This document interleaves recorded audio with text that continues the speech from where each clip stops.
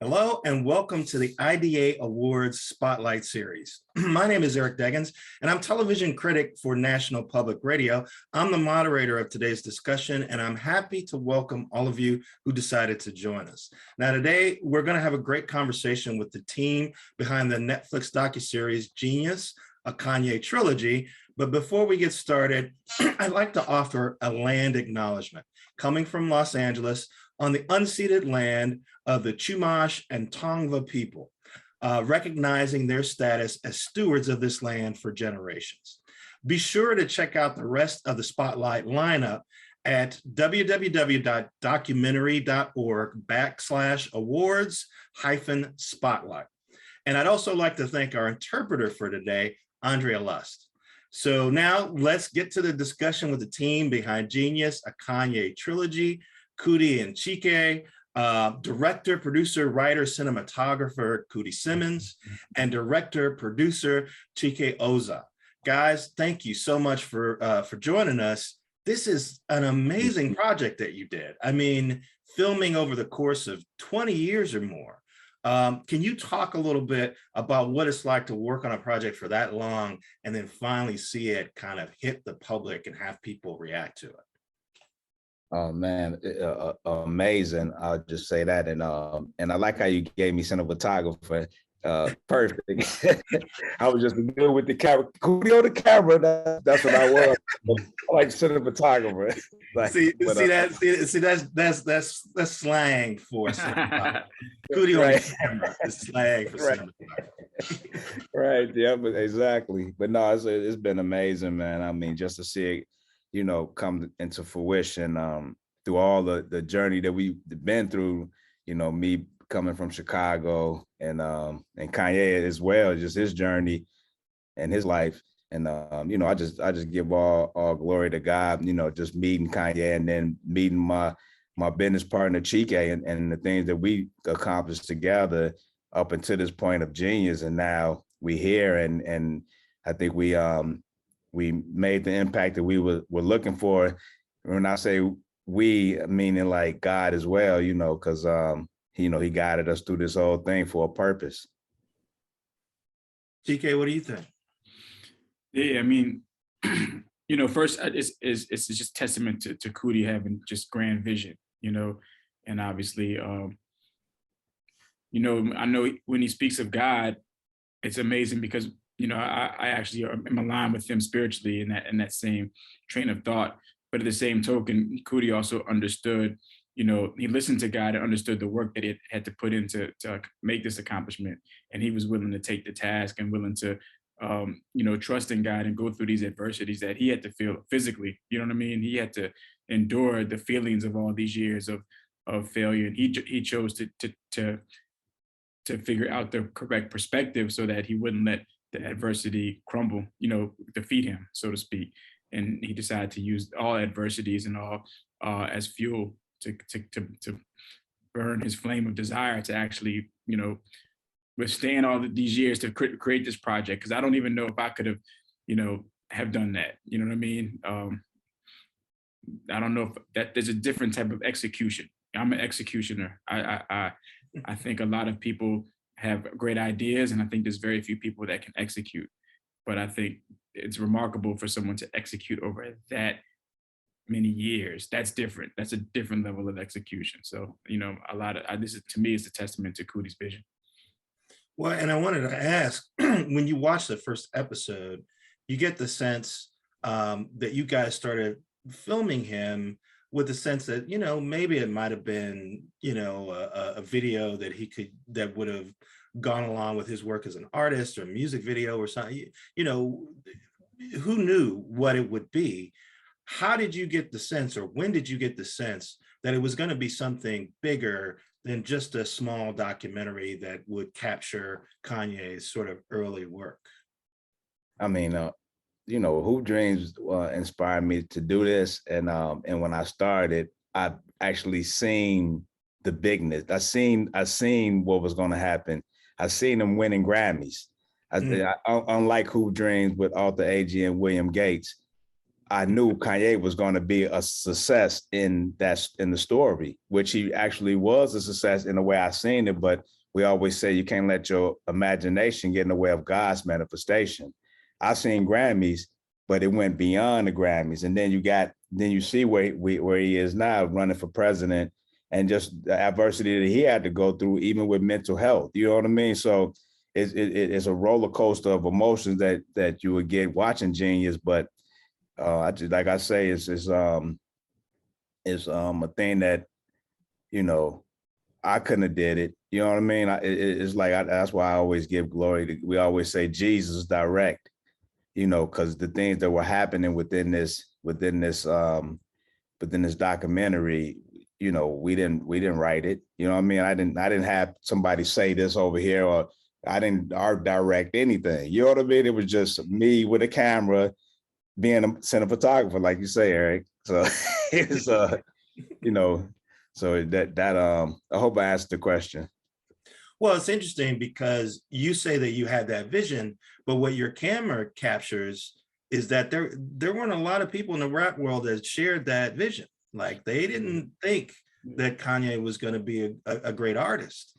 And definitely, not to cut you off, I'm sorry, Eric, but I don't want it to go not stated that, you know, Coodie's very humble, you know what I mean, and he's definitely a servant to God, but the same token, he has talents within him, like, because not everybody can do what Coodie did, you know what I'm saying? Like he's instinctually, you know, he listens to God, and he follows, and he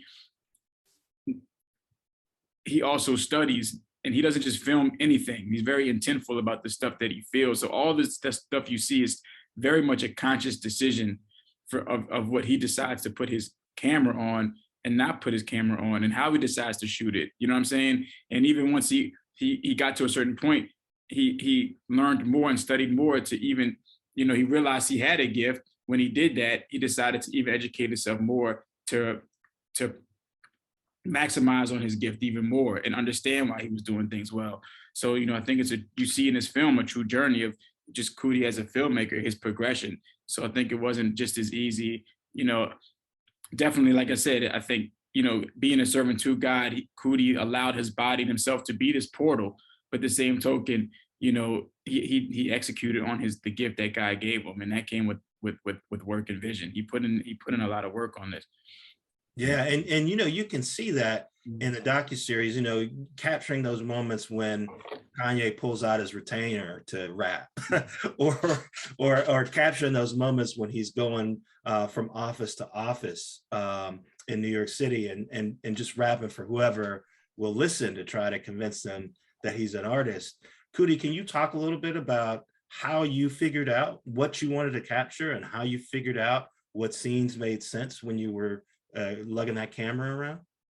Right. Well, certain things just, you know, happen in the moment, you know, like going in the office. I'm happy to be in Rockefeller office. I'm thinking I might run into Jay-Z or even Dame Dash. I never met them. Well, I did meet them doing Channel Zero for a split second, but I was still looking forward to meeting them at the office. So I didn't know that these, you know, hearing All Falls Down, I would have never thought that anybody would not take it totally serious. But you got to realize we were bum rushing the offices, you know, while they doing work that they had to do, that they was responsible for. We just like in there, and Kanye just put the CD on without even asking, and you know, so you got that reaction. But and then when it came like to the retainers, you know, I was a stand-up comedian, so I understand callback, you know. So when he would do that, and I would see the retainer sitting there, I was like, oh, I got to film this. Gonna be a call. I knew then that this was gonna be a callback, and I'm just happy that like Netflix and Time and everybody agreed to keeping it, because one note came that we should get rid of the Scarface retainer scene. I'm like, y'all don't get what we're doing here, but you know, they you know, we fought for that one. But yeah, that came from comedy. And just like he said, time is all about time and then beats. And I didn't really understand it, but I understood story. So even, you know, writing comedy and understand I have to say this or do this facial expression for people to laugh, I understood what to make the audience, you know, react. So And I think too, that's the thing, like people, you know, Coodie in both of our journey here has been very untraditional. It didn't go with going to film school and learning, you know, story that same way, you know, but when Coodie says he was a comedian, it's there's levels to this. Coodie was a professional comedian. Like he did stand up, he toured the world, he was on Comic View and did audience of over 3,000 people. You know what I mean? So it takes a lot of hours to get to that level where you actually have 45-minute show. You know what I mean? And so, but in that, Coodie harnessed this ability of timing, you know, but it was all of that he put into that even gave him the ability to decide in real time to film this retainer that's going to be this ongoing bit over X amount of years. You know what I mean? So it's like, as simple as it seems, it takes a lot of hours and a lot of work to decide for something, to make something look so simple. You know what I mean? So. Well, and it also in one visual image kind of summed up why Kanye was so different from the rappers who were popular at the time and why the industry was so reluctant to accept him as a rapper. So, I mean, that's what I thought was so brilliant about that stuff, is that you were constantly reinforcing, here's why the industry is being weird about him trying to be an artist, but here's why he's an artist. And we're hearing these songs that we know are going to be hits, but the people who are hearing them, who should be able to recognize that they're hits, just weren't responding, which I thought was an amazing tension in the first episode. Yeah, I think Steve Jobs says it well too, that that, you know, it's not about the product, it's about the story, you know. So the things that were there, and definitely in rap and hip hop, the things that were selling was, you know, gangster rap or flashy rap, if that's a term. Those are things that were making money. Kanye was coming with this, like, in between, you know, even conscious rap was making money with Mos Def and Kweli and them, you know, at Rockets. But when Kanye came with this different and understand, then I think we did Through the Wire, seen the story, and then, you know, the accident, and he just went into that. I think that's what made people like really believe, and not, oh, we can market this. It is a marketing thing that we can put behind Kanye and make him a huge artist. So, but it took us to do that. Right. So can you guys talk a little bit about what each of you does? I mean, we spent, in fact, a lot of time talking about what Coodie does. So maybe you guys could talk about how your partnership works and who does what, and how you each sort of help to get the job done. Well, you know, we definitely have a great understanding of what each other's talents are, and like what we do really well. And like we said, Coodie's very good with timing. He's very good with beats and story. And I'd say my skill set is definitely on the visual storytelling aspect. Like, I mean, I went to art school. My background is in packaging, it's in motion. So when we talk about art direction, it's more from like, what's the visual language, and how is the visual language going to tell the story? From the cinematography, from the music, the typography, you know, and also, I mean, you know, I'm as far as storytelling, it's still, we both have an understanding of storytelling. So, you know, and just as Coodie the same way with understanding what looks good visually, what's the best look. So we do collaborate on those things, and the end result is something that we're both comfortable with. You know what I'm saying? There's times when we both have ideas that, you know, Coodie might think, oh, I'm going too far, you know what I'm saying, or something, and I might think, you know, man, I don't know if we should go in that direction. So the middle ground is where we meet on, when we know, when we both like it, we know we got something special. So and then too is you know, say I'm the point guard and Chike the shooting guard. We understand that we need a forward, we need a center, you know, we need what's the other one? I don't know. I don't watch basketball as much, but we need a team, a 3-man, a rover. Yeah. We need a team. We need a coach, you know, because so we surround ourselves around people like a Jay Ivy, and our editors. Thank God we got Max and Jason, who went straight from, well, I say Max Allman and Jason Harper, who went straight from A Kid from Coney Island. After we finished Kid from Coney Island, they got on board with us with Jeen-yuhs, which was amazing because they're some amazing editors. And then Jay Ivy came on, and as far as a writer, once we decided for me to narrate it. So, you know, and also this is our team like of time and unknown investors, so it's a team effort on everything that we do, Yeah. And then on top of that, like I think, the both of us, especially for this, we put in a lot of we've studied a lot of this craft even to pick the right team around us. Everybody that we picked to be on this project around us is either we've worked for a while together and there's certain sensibilities that we like about them. So everybody's kind of curated and for a specific reason, whether it's stylistically or, whether it's for a particular sound, editing style, because it's like sort of, we already know it's like a gumbo and getting the right fresh ingredients, certain ingredients. We can get 3 types of lobster, but we need this type of lobster because it's got this little pungent flavor, not for gumbo, we don't put lobster in gumbo, but crab,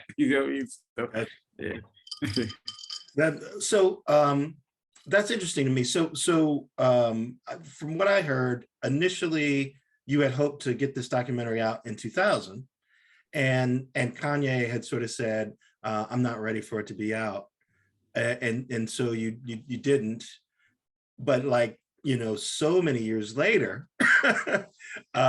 you finally work out a deal with Netflix to have it come out. So can you talk a little bit about what that was like in that moment when you felt like the film was ready to come out, and Kanye kind of put the kibosh on it, and then sort of transitioning so many years later to having it come out on Netflix now? Okay, well, it was 2006 when we were offered some money to do the doc, because they know I had the footage, and I went to Kanye about it, and Kanye wasn't said he wasn't ready for the world to see that part of him. And fast forward to the premiere of Genius, he said he would have been embarrassed for people to see that at the time because he was this superstar, superhero, so he didn't want that. Okay, I got you. Me and Chike kept moving, doing the videos and things that we were doing. Then it led back up to us doing Benji, was our first documentary, which was perfect. And then when Common brought me and Kanye back together in Chicago, Kanye was ready. He was ready for that to be seen. And that was in 2014. So me and Chike went out to meet with him, and he said he wanted us to be his voice. And we like, oh, okay, but I'm not a speaker or a writer like that. So I'm like, I can, I got the footage, so it might be time to do that. So we came up with the name Genius. I was like, we should call it Genes. And Chike like, if we do, we got to spell it this way. I'm like, okay, bet. So that happened, which was perfect. And then when we took it to HBO to take first.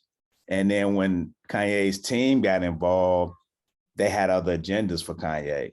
So it went to nothing. It just was like, okay, so what's next? And nothing. So we understood at that moment, and plus we were working on so many other things, Muhammad Ali, and, we had first to do it about Earl Lloyd, the first African-American to play in the NBA. So we had things that we were doing. So it was like, okay, when it came back around, God was like, no, it's time. And definitely when I found out Kanye had problems with his mental health, because I never knew that. I just thought it was part of the show and he was doing it for publicity to sell records. I didn't know. And then when it was real and he went to the hospital, I felt like I felt something. God was like, no, it's something. So, pay attention to your brother. And I was like, after a while, me and Chike was like, you know what? We're going to raise the money ourselves, make this movie happen.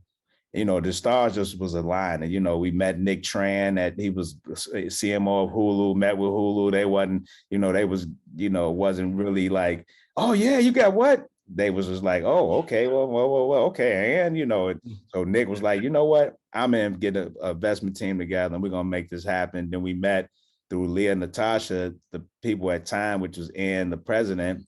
And I went in there with a big bag of mini DVs, poured it out on their conference table. They thought I was coming from the gym. They didn't know. Like, oh, so we did that. And they was like, we in. And we were all in. And I was like, okay, so we got to get it to a certain point when I show Kanye. So we did. We had a 9-hour assemble, and then we did a sizzle. Thank God, because after we did the rough cut came in and the sizzle, and Kanye called me out of nowhere saying he wanted to use some footage of his mom for the Donda album. you know, and I'm like, word, well, I gotta, you know, he asked for my blessing. I'm like, well, I need your blessing. And that's when I went to DR, what you see in the movie, showed him the sizzle. He was ready to go. But thank God we had a movie and knew what we were, you know, what our scenario was going to end and what story we were telling. And I told Kanye, I said, yo, this is about the dreamers. This movie is not about you, Kanye. It's not a definitive Kanye documentary. This movie is for the dreamers, to let them know if you have faith and you see and can believe, you will achieve. And he was like, I trust you on that. And I said, you have to, you know, we got to have it authentic. You can't have no creative control, all of that, you know. So fast forward when we got it all done and everybody loving it and we did the deal with Netflix, then, you know, that's somebody must have gotten Kanye ear about creative control. Man, you should have creative control. Yo, you know, this is your thing, you know, whatever. Right. So he tried that and, you know, that was disappointing for what it was. But all I said was, trust God.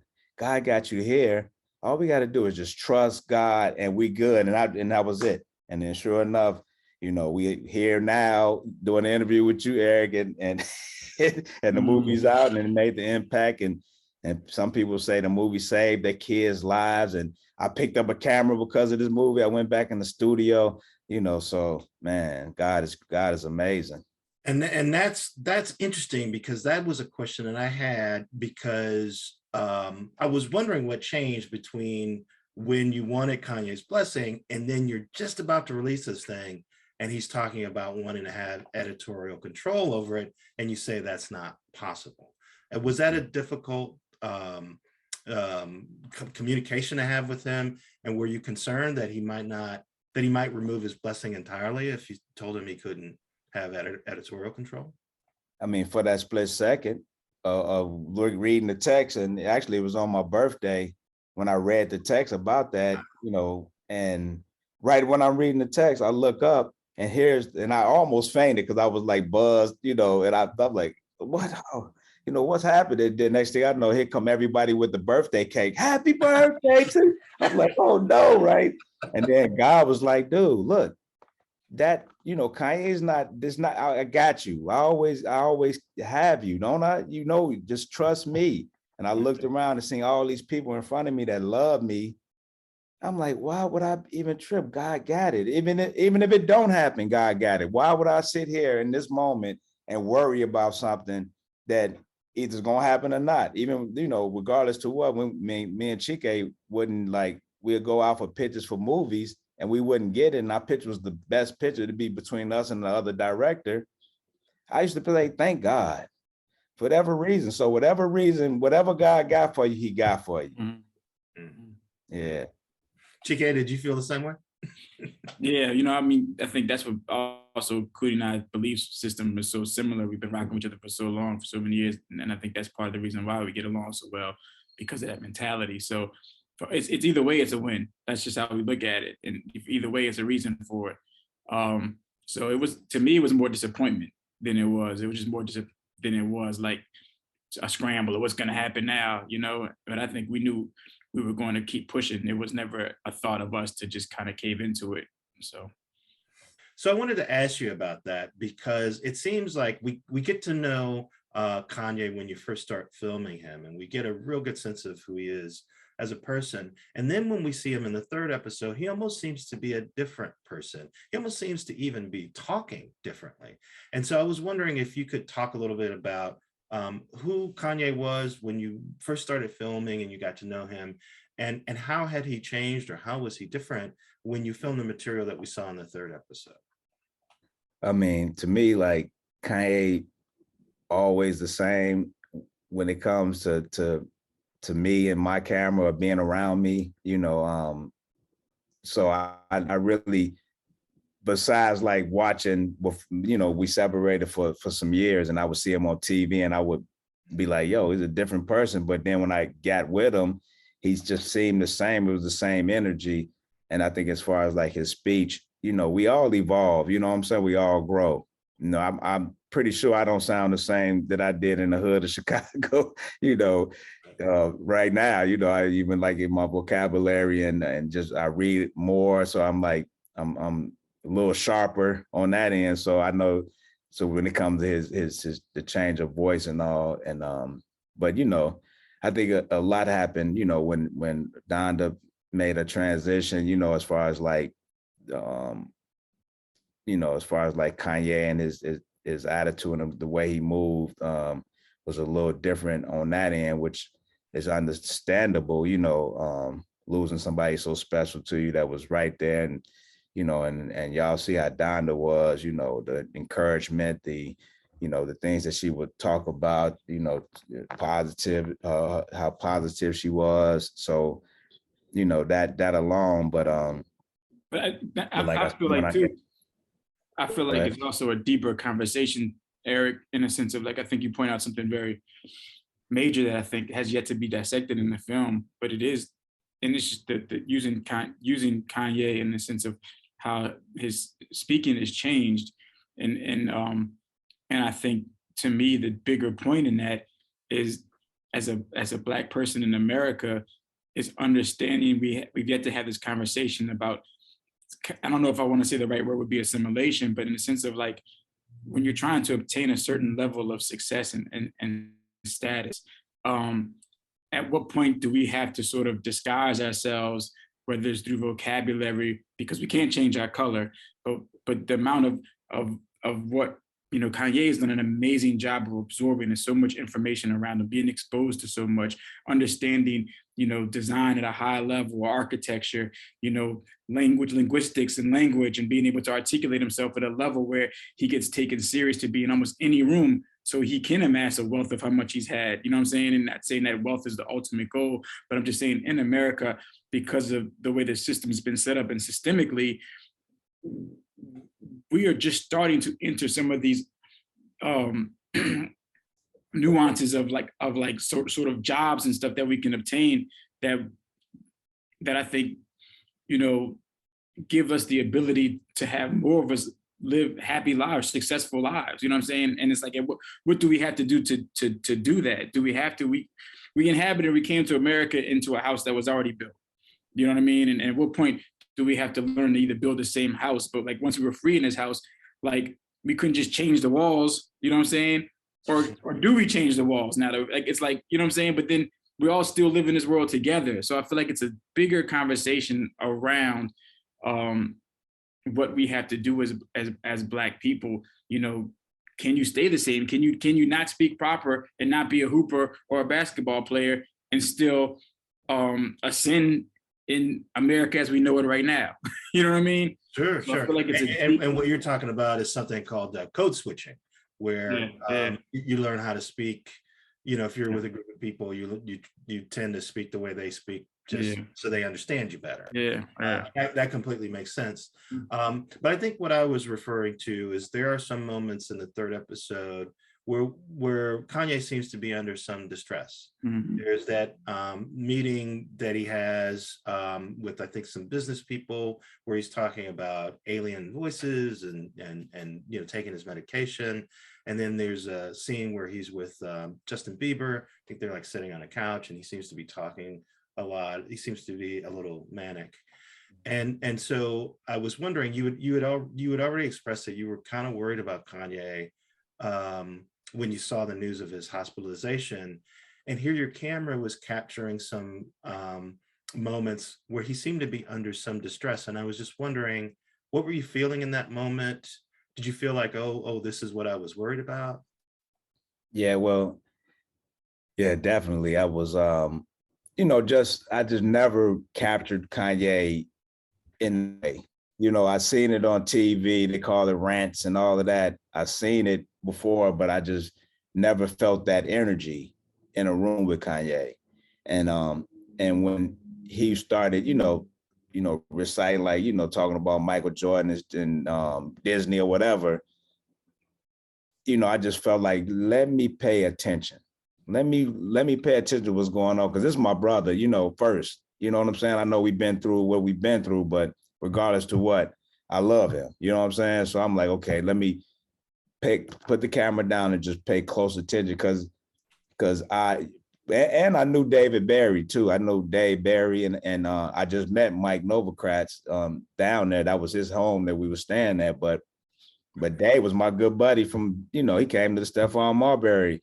So I just wanted everything to go smooth, you know, and it was, and two, what it was really, it was God. It was just like energy that was like, no, pay attention and move. So really right after that, after that, we were still in conversation. I just, you know, I just let Kanye know, like, yo, let's, you know, let's go back to the house. We watched the sunset. Let's, you know, let's just move. And that's what we did. But yeah, I was definitely concerned and just knew I needed to pay attention. Right. I mean, you know, when we see some of the things that Kanye does publicly, I know there's a lot of folks who are sort of saying, wow, you know, isn't there somebody who can help him, who can sort of step in and maybe say, hey, yay, you know, this seems a little extreme. And that seemed to be something else that your camera captured, was there were a lot of people standing around while he was decompensating. Did you have any sense about that yourself? I mean, again, here you are, a friend who's known him for a long time. You know, why couldn't some of the people who are around him now, you know, take care of him and help him? Yeah, I think, well, first Kanye, you know, is a grown man. And I think a lot of people were also a little surprised about the mental health situation that's around him. And then two, people that's around him is like work for him. You know what I mean? As well. So they have, you know, they don't want to step, you know, out of what they there for, I feel. But you know, I can't speak for anybody. And I don't know who was saying anything, you know what I'm saying? But I'm pretty sure everybody was walking on some type of eggshell when it came to Kanye, you know. So you know, and I think I wasn't around much because I would tell them they want to be like me. They're like, oh, I see how Coodie did, so I'm gonna be opposite of Coodie, because, you know, I tell them some of everything. You know, I didn't care because, you know, we came up together. It wasn't like he brought me up or he hired me or anything. It was a joint, you know, collaborative effort that we put in. So, but yeah, man, you know, I think about that all the time. Like, man, why they let him go take that from, you know, from Taylor Swift? You know what I'm saying? But Right. nobody let him do it. He did it. And he's not necessarily going to listen to Kanye. Is very like when Kanye has his mind on doing something, Yeah, it just takes the certain person that he really is like, I want to say admiring to, like he is like, you know, is a sponge, and he will listen to certain people, but certain people, probably the people he's listening to, are not going to tell him that, and that's why he's listening to, you know what I'm saying? So Right. you can't tell him he can't do anything. You know what I'm saying? If you tell him he can't do it, he's gonna do the opposite, because he didn't prove to himself so many times over and over again that what you say I can't do, I can. So guess what? I'm a work until I do it. So and then he do accomplish it. I think that's anybody and everybody, regardless. If you want to do something, you can do it. I know I can. We heard that with the little engine that could. You know what I'm saying? And that's real. Well, I got to say, one of the things I loved, I loved a lot of stuff about the film, but one of the things I really loved was seeing Donda and seeing Kanye with Donda, because, you know, if you've listened to his music at all, you know how much she's influenced him, but you haven't necessarily seen him with her, you know, of course, for many years. So tell me a little bit about capturing those moments, what it tells you about Kanye, seeing them together, and then any sense that you have about how he was affected by her death. I mean, I say like capturing, you know, I just really talk about Donda because she was such a special person. You know, she was, it felt like I knew her when I met her. It felt like I'd known her forever. And that's how she treated us, like, you know, like she did, like we were her kids, you know what I mean? Since like the first time I met her, that's how she was. Every time I seen her, she just showed so much love and was so, and we all was listening to everything that she said, you know, not, you know, subconsciously or consciously, we were paying close attention to her because she was so bright, you know, she was super smart. And just their relationship was like unmatched. You know what I'm saying? Chike and his mom have a relationship so similar, me and my mom, we, you know, of course we got a great relationship, but I had my father, you know, that was there all the time with my mom, you know, and then Chike and his mom and Kanye and Donda were, you know, it was just them. You know what I mean? Yeah. And that's a special that's special. Plus you know, they were the only kid, only Yeah, we were both only children, and with our mother, like my mother was very similar in a sense of like she just went over and beyond, I think, what a mother's expected to do, and she really probably felt responsible for me bringing me into this world, and because of that responsibility, just made sure like whatever she was going to give whatever she could to make sure that I was going to win, you know. And I feel like, and my aunt was the same way. My mother was my mother and my aunt that did that. And I'm only saying that to say, because of that bond, I can only imagine. And fortunately, my mother's still alive, and so is my aunt. But if I had lost any one of them, it would be it'd be a lot now on me. But you know, and I'm older and they're older, so I have a better understanding of like understanding that we're all, you know, they're coming up in age. But man, Kanye, he was in his late 20s when that happened. Like that's a different. I don't know how to come back from that. You know, with that, you know what I mean. So I'm just saying that to say I'm not in his head, but I know it would definitely take a toll in my mind state at that time if my mother would have passed away. Yeah, and then real quick, when you hear spaceships, Kanye and GLC in that song, he said, "Lost my mama, lost my mind," because GLC lost his mother, and Donda was alive at when they recorded that. So it's just you know, I know, like Chike said, I know it affected Kanye, you know, but what I realized, and I believe Kanye understand it as well, is that, you know, our spirits never die. You know, Donda was with us throughout this whole journey on earth and in heaven. Like the giant looks in the mirror came from Donda, because I don't remember seeing that footage at all until I seen it. I'm like, did she say that then, or is she saying it right now at the moment where Kanye might need to hear this? That's how special Donda was. So, you know, that you know, so that's what's amazing about life, man. And life and death. One thing that for certain is inevitable, that we will, you know, die. We here to pass on and not die. I'm not gonna say die because I don't believe we die. Our spirits never die. Our body, you know, we leave this body, but our spirits never die. So, and we understand that through like hearing from my father, you know, Chike, his father. Chike was like, "Man, you ain't dreamed about your father?" Yeah, I'm like, "No." And then right after he said that, my father's all in my dreams, and the things that he would tell me is incredible. And Ernie Barnes, we doing a documentary on Ernie Barnes, the painter. And Ernie Barnes, you know, that was a great friend of ours before he made his transition. And he speak to us all the time, to the point where he gave us a painting from heaven, you know, just letting us know, like, yo, no, you on the right track.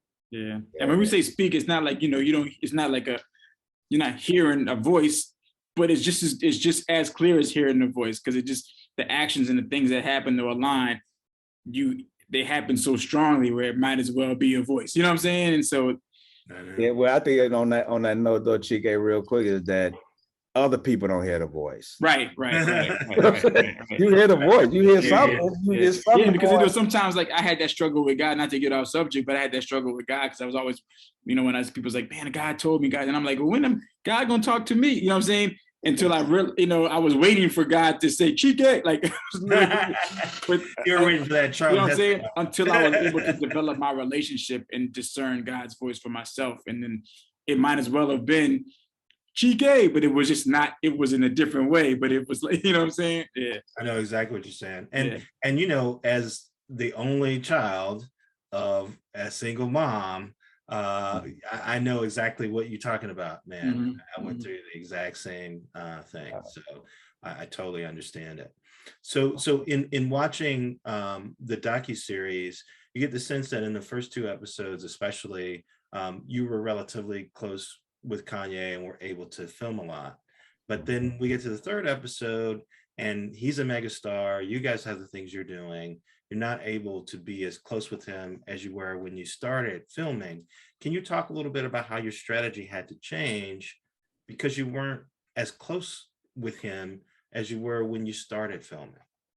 Yeah, well, see, one thing when I started filming Kanye, although we were friends before I even started filming him, I used to drive the source truck, so I would go get him and play his mixtapes in the truck, or, we would, if he have a concert, I would go through or whatever, and he would come to the barbershop and play beats, but, we was getting to know each other. And when it came to, dang, well, I lost my train of thought. What was the question real quick? Well, it was the first 2 episodes. There's a lot of footage where you're really spending a lot of time with him, and then in the third, he's a megastar. You're not really able to hang out with him the way you did when you first started filming. So I was just wondering how your strategy changed. How did you sort of recalibrate what you were doing so you could keep making the film even though you're not hanging out with him like you did when you started? That perfect. Thank you. Well, see, what so I had a goal, you know what I mean? I had a goal when I started filming him was to see him win Grammy. So I already had the documentary done in my mind, but at the same time, we were still doing Channel Zero. I was still filming any and everybody. I was filming Jay Ivy.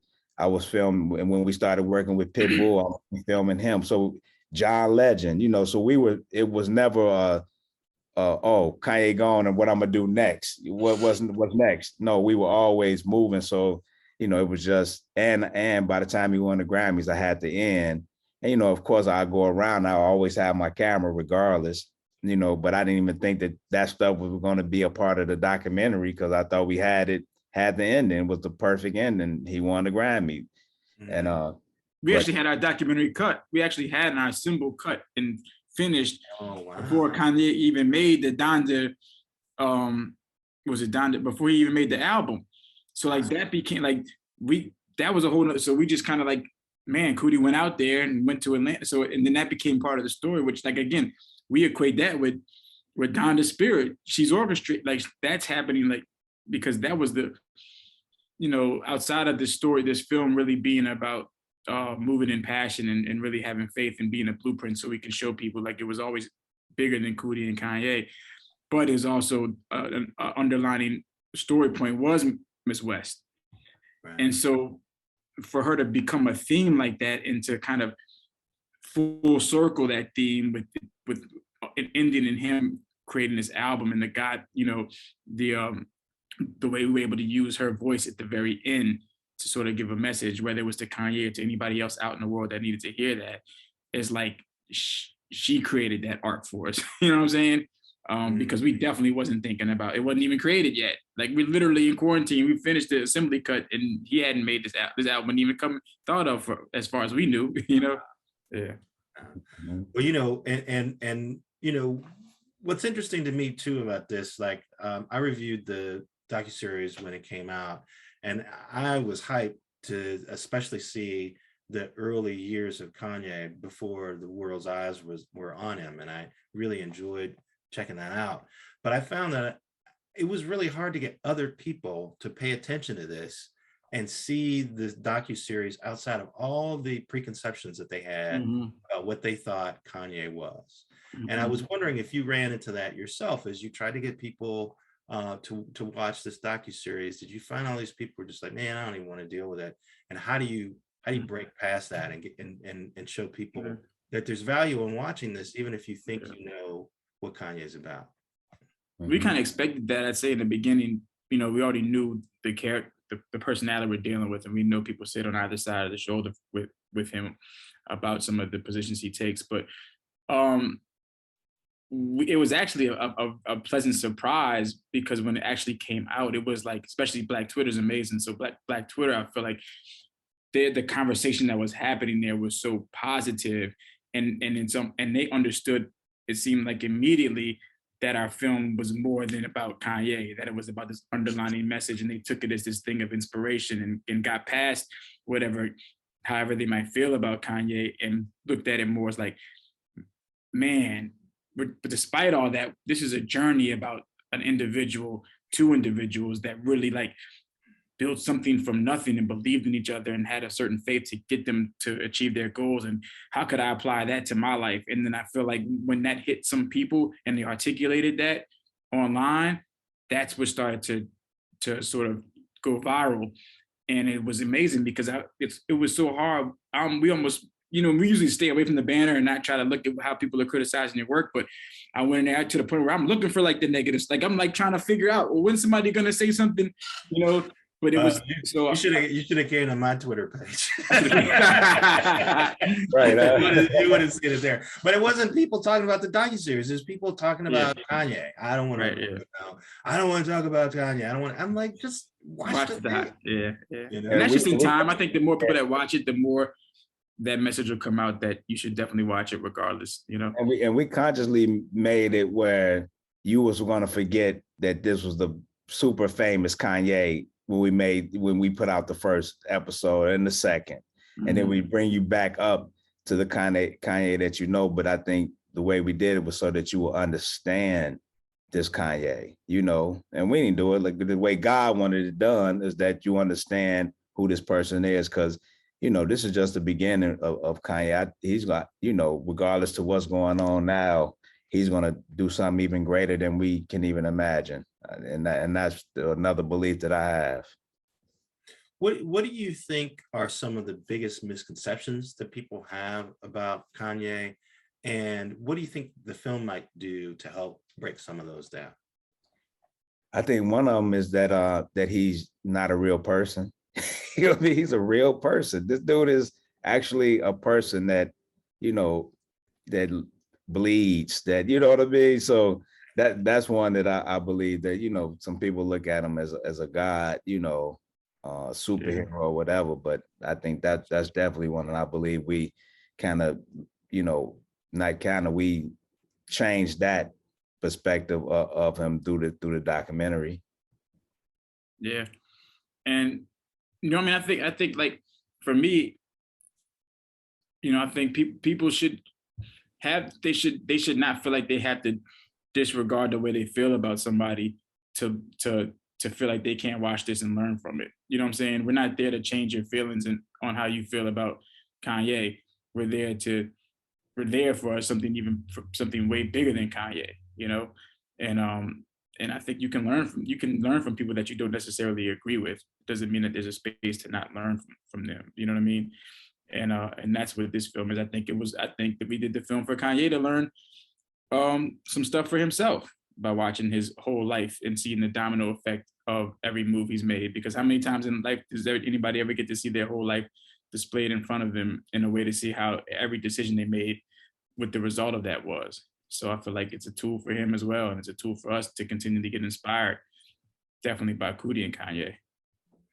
So they're telling me we're running short on time. So I probably have one more question left. And I figured I'd ask, like, what's the best scene that you weren't able to put into the film?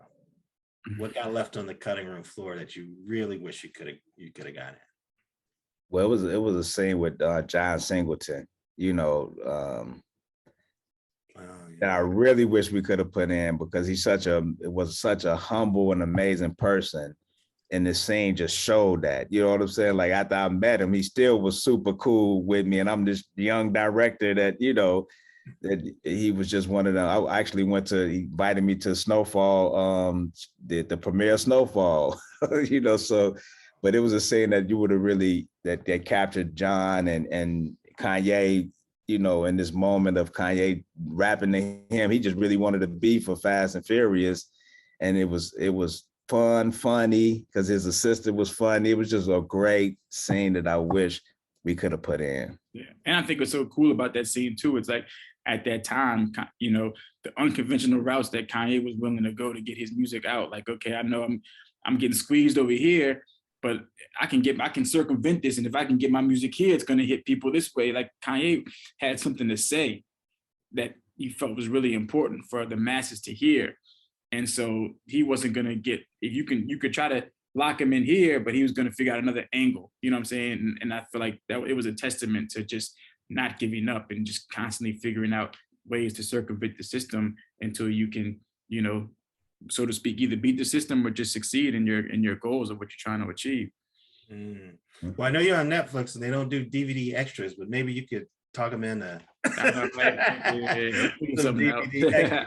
so we get that extra bit. Man, Coodie and Chike, thank you so much for joining us for this wonderful talk. I think IDA members are going to get a lot out of it, and I certainly learned a lot, and I really appreciate your time on this. Thank you so much. Thank you so much, Eric, for sure. Yeah, thanks for having us. Yeah. Mhm.